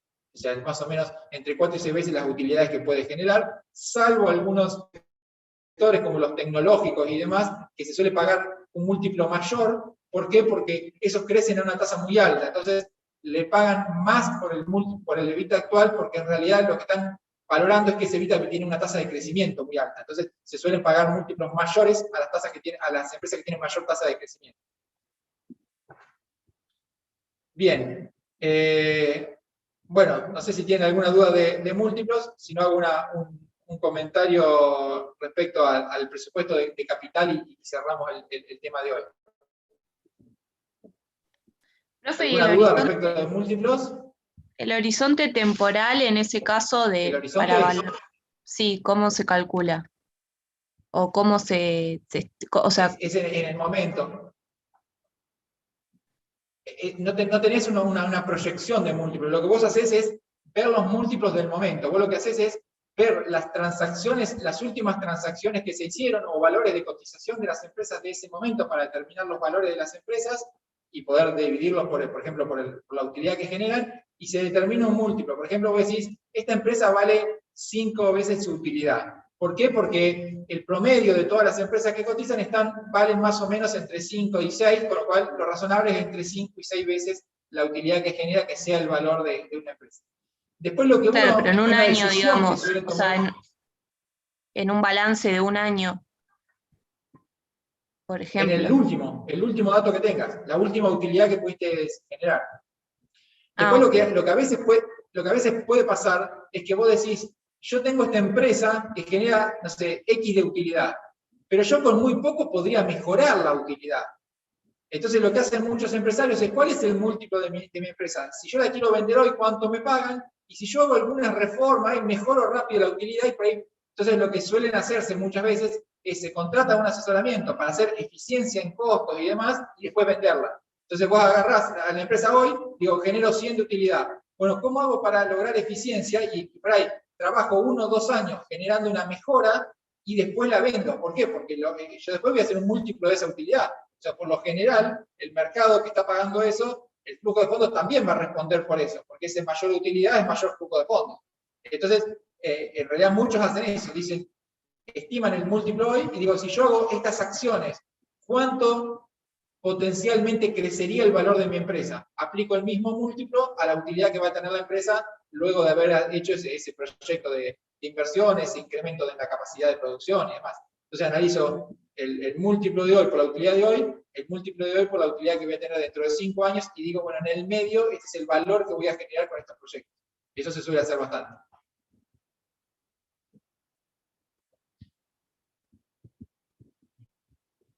Bien, ¿alguna otra consulta? Bueno, entonces, y como vamos ya bastante tiempo, voy a tratar de, bueno, esto del enfoque residual creo que ya lo habíamos mencionado, y por último, esto que quiero mencionar es el presupuesto de capital. ¿Qué es el presupuesto de capital? Una vez por año, todas las áreas le mandan al área que cuando se cotizan los presupuestos, uno hace los presupuestos operativos de qué es lo que va a gastar en el año, y hacen las propuestas de inversión, donde dice el área de producción, habría que comprar esta nueva tecnología o comprar, entonces cada área presenta propuestas de inversión. Ampliar la planta, cambiar un software de administración, cambiar la flota de logística, aumentar un depósito, el tamaño del balcón de depósito y demás. Entonces, todos esos proyectos de inversión se ponen en lo que sería el presupuesto de capital, son las demandas de inversiones de los distintos sectores. Y después eso hay que analizarlo, después eso va a un comité de inversiones que analiza los distintos proyectos que vienen de las distintas áreas y se decide cuál se va a aprobar y cuál no. Cosas que hay que tener en cuenta cuando uno arma el presupuesto de capital. Pues un día ustedes tienen que trabajar en una empresa y dicen, bueno, ¿cómo hago para decidir entre las distintas alternativas que me ofrecen para invertir y yo no tengo posibilidad de llevar a cabo todas? El primer punto a tener en cuenta, que dice, bueno, aspectos a tener en cuenta para valorar oportunidades de inversión, y marca 3. Uno es asegurarse que las previsiones sean consistentes. ¿Qué quiere decir esto? Que uno lo que se tiene que asegurar es que todos los sectores hayan tomado las mismas premisas para proyectar. Imagínense que ustedes están en una empresa y tienen uno del área de producción que es muy optimista y dice, no, yo creo que este año el PBI va a crecer 8%, y entonces nuestra economía se va a recuperar, entonces hago en función de esa proyección de demanda, digo, compremos esta máquina que va a generar esta utilidad. Y por otro lado, la persona que está en la parte comercial propone incorporar algunos vehículos de la logística, porque estima que el PBI va a crecer 4%, el otro decía 8%, este dice 4%, pero igual ese crecimiento va a permitir un mayor crecimiento en ventas de la empresa, y la empresa no va a tener capacidad para distribuir, entonces propone comprar algún camión más para la logística. Hay inconsistencia, yo no puedo comparar eso. Las empresas, los sectores no me pueden mandar distintas pautas macroeconómicas en cuanto a crecimiento del PBI, a distintos tipos de cambio, a distintas tasas de interés. Entonces, algo que uno se tiene que asegurar en la empresa cuando va a analizar proyectos de inversión es pasarle las premisas a todos los responsables de las áreas. Entonces, todos tienen que tener, para armar los proyectos de inversión, cuáles son las pautas. Esas pautas suelen ser cuál es la tasa de crecimiento de la economía, cuál es el tipo de cambio esperado. No importa que le peguen o no, pero los proyectos tienen que presentarse con el mismo tipo de cambio esperado, con la misma tasa de inflación, con el mismo costo financiero. Si fuera un coeficiente de ajuste salarial, ¿cuál es la pauta de ajuste salarial que definió la empresa para el próximo año y demás? Entonces, uno define pautas para que todos los proyectos vengan con los mismos parámetros. Eso es fundamental. Después, el segundo punto es eliminar el conflicto de intereses, que quiere decir que un gerente puede querer mostrar resultados en su gestión y eso ir en contra de lo que es mejor para los dueños y los accionistas. Por ejemplo, si uno lo incorpora en una empresa como gerente de la empresa, va a tender a aprobar proyectos que generen resultados rápidos, porque quiere mostrar que desde que llegó generó un cambio en los resultados. Entonces, hay veces que hay proyectos que generan menos valor, pero flujo de fondos más rápido. O sea, hay proyectos que generan menos van, pero en realidad ese menor van lo genera más rápido que otro que tiene mayor van, pero que quizás tiene un tiempo de maduración largo. Y entonces a este gerente quizás le conviene mostrar resultados rápidos y aprueba proyectos, o podría estar sesgado o en cierta forma tentado a a aprobar proyectos que generen resultados más rápidos para mostrar su gestión, y no tanto aprobar proyectos que generen más valor, pero que tienen mayor maduración, que sería lo que esperan los accionistas, que son los que lo contrataron. Entonces, estos conflictos de intereses hay que tratar de atenderlos. Por lo general, se tratan de atender con algún pago variable a los gerentes o a los directivos asociados al valor de las compañías. Eso del IVA, que le decía hoy, está asociado a esto. Muchas veces también se pagan con stock option, que se le dan acciones o posibilidades, se le dan acciones de la empresa al gerente o al directivo, y le dicen, esa acción vos la vas a poder vender recién dentro de 10 años, por ejemplo. Entonces yo te pago hoy, y es tuya, pero hay un contrato que dice, vos la vas a poder vender en el mercado después de 10 años. Entonces vos vas a querer que dentro de 10 años valga mucho la empresa, y no el mes que viene o el año que viene. Entonces vas a aprobar proyectos que hagan que la empresa valga mucho en el largo plazo. Y entonces, o otros dicen, bueno, después que te vayas de la empresa, 3 años después de que te vayas de la empresa, recién ahí la podés vender. Entonces vos, durante todo el momento que estuviste en la empresa, vas acumulando acciones que te van pagando como premio, que las vas a poder vender el día que te vayas de la empresa 3 años después. Entonces te obliga a tener parte asociada a que tu patrimonio está dentro de la empresa. Entonces todo el tiempo que vos estés en la empresa vas a tratar de generar algo para que valga la empresa, porque el día de mañana es parte de tu patrimonio. Bueno, esas son algunas acciones que se hacen para tratar de alinear intereses, para lo que son los problemas de agencia entre dueños y gerentes.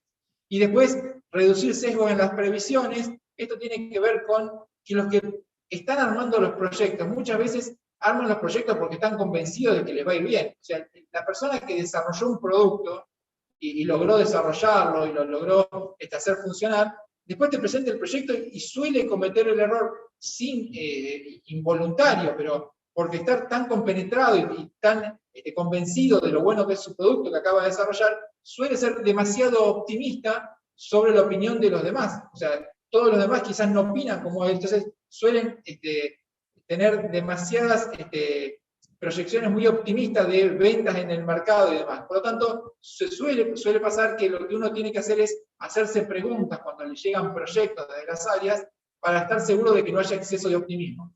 Hay un estudio hecho en Harvard sobre en qué le erraban los proyectos, o sea, por qué los proyectos no generaban los valores en la realidad que se habían previsto en el momento de planeamiento, y el principal error es el exceso de optimismo. O sea, el principal error no es en los costos, en el tipo de cambio, en la proyección, sino el exceso de optimismo de lo que creía que el éxito que iba a tener en el mercado.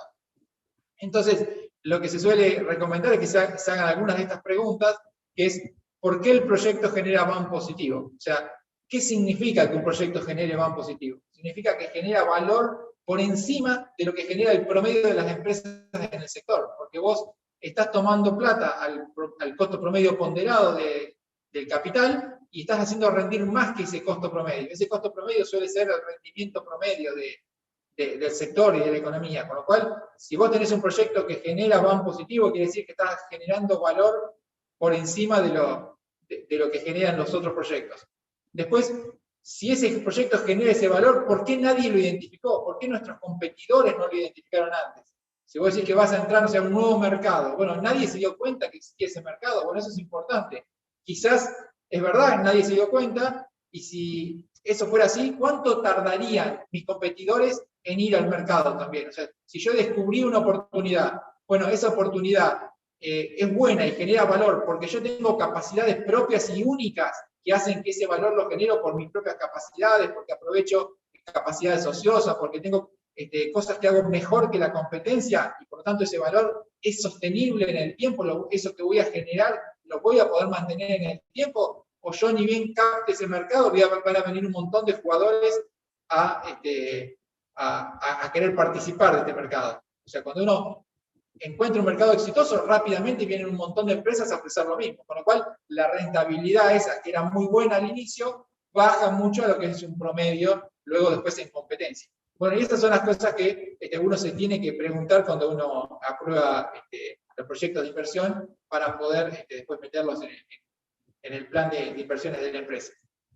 Bien, no me quiero ir más porque ya duramos bastante, pero bueno, esa era la idea. Yo voy a sacar la presentación. La idea era hablar un poco de estos tres modelos avanzados, las opciones reales, el BAM secuenciado o el valor presente ajustado y el valor del EVA, y hacer alguna mención a múltiplos, alguna mención de estos proyectos que tienen duración temporal óptima o que tienen distintas vidas, cómo se hace para valorar, y todo esto cuando uno trabaja en una empresa y lo tiene que poner en un presupuesto de capital, tiene que decir qué proyecto aprobar y cuál no, bueno, qué preguntas uno se debería hacer para debatir un poco y poner un poco en tela de juicio y buscar un poco los posibles errores que hay en la proyección, porque suele ser siempre mucho más barato identificarlos antes de la inversión que darse cuenta que uno fue muy optimista una vez que ya hundió la inversión, y muchas veces es muy difícil de salir, de recuperar o de adaptar esa inversión para otro negocio. Bueno, hablé mucho yo, no hubo tantas consultas, pero díganme si alguno tiene alguna duda de esto que hablamos. Esto sería lo último, quise tocar varios temas porque ya con esto cerramos todo el tema de inversiones y ya la próxima clase entramos en financiamiento. No sé si alguien tiene alguna duda de esto que vimos. Profe, hasta el parcial, ¿qué entraría? Porque el miércoles que viene sería la última, ¿no? Claro, nosotros entraría todo esto que tiene que ver con inversiones. Nosotros ahora el miércoles que viene vamos a ver costo de capital, que es cómo determinar el costo de financiamiento de la empresa, el costo promedio ponderado del capital, y hasta ahí se incluiría en el primer parcial de los aspectos teóricos, ¿no? de lo que son preguntas de teoría. En la práctica va a ser hasta el práctico que hayan podido resolver hasta la semana anterior al examen. Pero de la teoría sí, es todo lo que es función financiera, proyectos de inversión, flujo de fondos, criterios de evaluación y costo de capital que vemos el miércoles. Perfecto, gracias. Bien, ¿alguna otra duda o consulta? Profe, yo la otra vez repasé la clase anterior Y medio que me perdí con lo de TIR modificada, como que volví a ver el video y, no, y había cosas que no había entendido. No sé si lo puede como repasar medio rápido. Sí, no hay problema. Voy a compartir. El concepto de lo que hace la TIR modificada, ¿lo entendiste o no? Porque es importante partir de lo que es la TIR modificada y la diferencia con la TIR. La TIR tradicional lo que hace es, dice, yo hago una inversión inicial y tengo un determinado flujo de fondos. ¿A qué tasa tengo que descontar todos estos flujos para que el valor actual de estos flujos sea igual a la inversión inicial? Con lo cual me dé el BAN cero, porque menos inversión, más valor actual de todos los flujos. Entonces, esto da cero, eso es la TIR tradicional. Ahora, la TIR modificada lo que hace es, para levantar el supuesto, entre otras cosas, el supuesto de reinversión, que acordémonos que lo que hace la TIR tiene un supuesto implícito de reinversión que dice, yo supongo que reinvierto a la misma tasa. Entonces, si yo tengo un flujo el primer año de 100 pesos y el proyecto era 10 años, yo esos 100 pesos los voy a invertir del año 1 al año 10 no sé, a la TIR, y lo voy a descontar a la TIR, con lo cual eso se anula, y entonces es como si no genero ningún valor con los flujos de cada uno de los periodos. O sea, yo hago una inversión inicial, me genera un determinado flujo de fondos, y lo único que valora la TIR es el rendimiento de esa inversión con ese flujo de fondos. Y supone, con esto el supuesto de reinversión a la misma tasa, es que no se genera valor en la reinversión de todos esos flujos intermedios. La TIR modificada lo que dice es, ¿qué pasa si nosotros cambiamos ese criterio y ponemos un criterio de reinversión? Entonces, le ponemos definimos una tasa a la cual yo voy a poder reinvertir esos flujos. Entonces digo, todo flujo que genere el proyecto lo voy a reinvertir a una determinada tasa. Podría decir, voy a comprar un bono, voy a invertir en otro proyecto, voy a hacer lo que yo decida, todos los años puedo hacer algo distinto. Entonces, reinvierto esos fondos, el flujo de fondos que yo invertí en el año 1, me gané 100 pesos. Entonces digo, bueno, ¿qué hago con esos 100 pesos hasta el año 10, que es el periodo de mi proyección?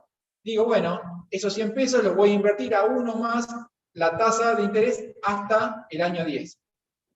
Entonces, digo, ¿a qué invierto el flujo el primer año? El segundo año, imagínense que generaron 200 pesos de flujo. La TIR modificada dice, bueno, ¿qué hago con esos 200 pesos durante los otros 8 años que me faltan? Bueno, supongo que voy a invertir esos 200 pesos a uno más una determinada tasa por 8 años. Y así voy llevando todos los flujos al valor final. Entonces, llevo todos los flujos a valor final, a valor terminal, con tasas de reinversión. La tasa que yo digo que voy a ganar a esa inversión en cada uno de los años. Una vez que tengo el valor final de todos los flujos, la sumatoria de todos esos flujos en el valor terminal, voy a tener un valor terminal de todo el flujo de los ingresos, y por otro lado tengo el valor actual de los egresos, que sería mi inversión. Y lo que hago es, divido el valor total final que tengo, dividido 1 más esa tasa que le voy a despejar, que es la TIR modificada, a la 10, si fuera la proyección a 10 años, para igualarlo a la inversión inicial. Entonces, en realidad hago inversión inicial menos ese flujo tiene que dar 0, o a qué tasa descuento esto para igualar a la inversión inicial, que es lo mismo. Uno despeja esa TIR modificada y es la tasa que iguala el valor final de los ingresos con el valor actual de los egresos. Eso es lo que hace la TIR modificada. Si ustedes, ahora que hice esa aclaración, si yo comparto y te muestro lo que vimos del modelo, o sea, si uno...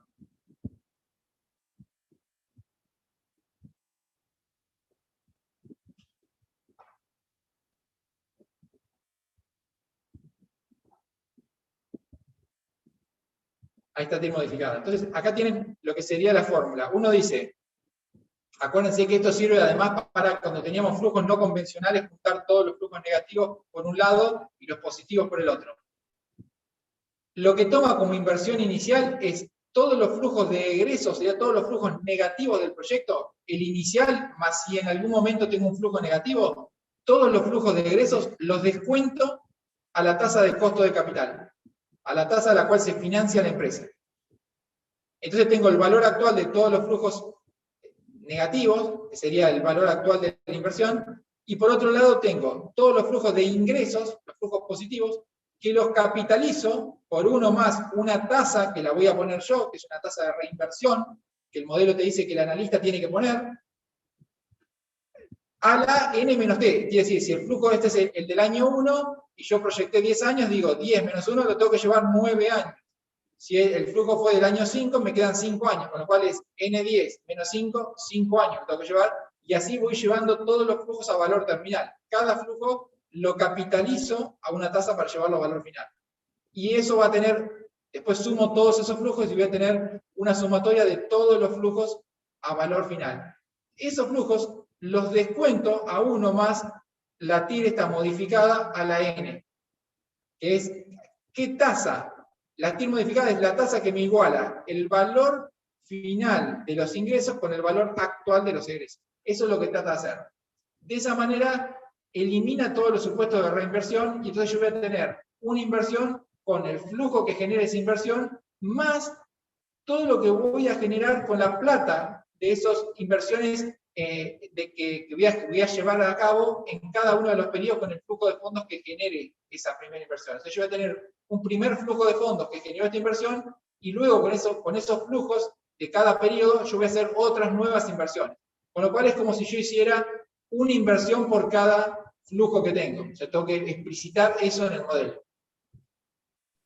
Re pesada, pero quiero ver si lo entendí. Yo primero descuento todos los flujos a la tasa que yo voy a reinvertir, y la TIR modifica. Los flujos negativos los descontás a la tasa de costo de capital. Si tuvieras solo la inversión negativa, no tenés que descontar nada, ya es la inversión. Si tuvieras en el año 0 la inversión, pero en el año 4 hay que hacer otra inversión y te da un flujo negativo, ese año 4 también lo traes a valor actual. No, digo los flujos que me van quedando positivos. Bueno, los puedo reinvertir, elijo yo la tasa. Lo llevo todo a valor final. El flujo que yo generé en el año 1, 100 pesos, digo, ese año 1 lo tengo que llevar, si yo proyecté 10 años, al año 10. ¿Cómo hago? Hago 100 pesos por uno más la tasa a la que voy a invertir esos flujos durante los 9 años que me faltan.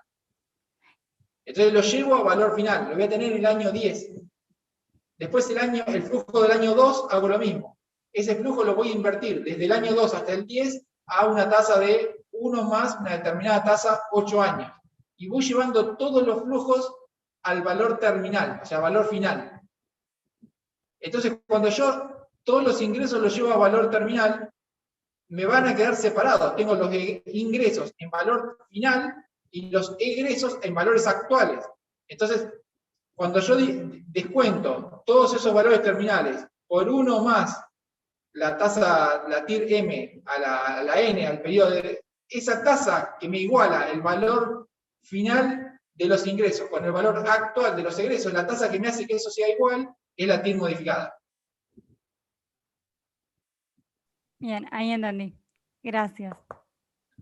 No sé si se entendió bien, pero uno capitaliza todo a valor final y tiene un valor dentro de 10 años. Y después tiene un valor en valores actuales. Lo que tiene que ver es cuál es la tasa que me iguala esto que tengo a 10 años con esto que tengo hoy, y es la tasa interna de retorno modificada, que tiene en cuenta tanto el rendimiento de la primera inversión como el rendimiento posterior, de cuánto yo le voy a sacar a esas inversiones posteriores. Entonces, y ahí estarían en el mismo momento. ¿Cómo? Y ahí sí estarían en el mismo momento. Tanto una vez que yo hago la TIR modificada, esta es el rendimiento que genera esa inversión durante esa vida, y lo puedo comparar contra otras TIR modificadas de otros proyectos. Bien, gracias. Lo importante de la TIR modificada es que me elimina el supuesto de reinversión a la misma tasa. Lo importante es que me genera una tasa de rendimiento mucho más genuina, porque yo digo, el proyecto original genera este rendimiento y ese flujo de fondos lo invierto en cosas que yo puedo definir claramente. No pongo un supuesto de que va a rendir lo mismo, porque a veces es difícil que un proyecto rinda lo mismo. Yo les decía, si ustedes construyen un hotel o una autopista, no pueden suponer que el flujo de fondos que les genera durante todos los años la autopista lo van a reinvertir a la misma tasa que rinde la autopista, porque ustedes no saben si van a tener posibilidades de estar invirtiendo en un proyecto que rinde igual que esa autopista. Entonces tienen que suponer otra cosa. Porque no, el proyecto original no te permite reinvertir los flujos en sí mismo. O sea, no te permite ir ampliando la autopista. Entonces, en cambio, si vos tenés un feedlot o tenés animales, vos podés ir comprando animales. Entonces, el proyecto sí permite replicar y que todos los flujos vos los reinviertas en el mismo proyecto. Si vos tenés una empresa, podés ir ampliando la capacidad de la empresa, con lo cual vos podés suponer que la reinversión de la tasa TIR en el mismo negocio. Pero hay veces que no se puede suponer, porque vos eso que generas no lo podés invertir de vuelta en el mismo negocio. Entonces tenés que usar estos modelos que decís, bueno, el flujo que genera el negocio es este, pero la reinversión es en otros proyectos. Entonces yo genero una central hidroeléctrica y el flujo de fondos que me genera esa central hidroeléctrica no compro pedacitos de centrales hidroeléctricas, lo invierto en otras cosas. Para eso me permite la TIR modificada suponer en qué voy a invertir esos flujos a lo largo de los años. Por eso que se suele decir que la TIR modificada es un mejor método que la TIR, porque analiza no solo el proyecto original, sino todas las inversiones posteriores que voy a hacer. Bien, listo. Muchas gracias. Bueno, No, había quedado bien claro, me había confundido en un par de cosas y nada, pues se lo preguntaba de si vuelta. te queda alguna duda puntual, si querés me escribís y yo de última trato de escribirte algún detalle con algún ejemplo o algo para que lo entiendas mejor. Ah, bueno, dale. Bien. Gracias. Bueno, si alguien tiene alguna duda, que active el micrófono, si no, los libero y el miércoles que viene podemos ver costo de capital, que es el tema del día, y si quieren también repasamos cualquier duda que tengan de las clases anteriores. Ah, porque bueno. es la última clase antes del proceso. Listo. Gracias, profe. Bueno, listo, nos vemos el próximo miércoles entonces. Listo, Nos saludos. vemos, chau, chau. Gracias. Gracias. profe. Gracias.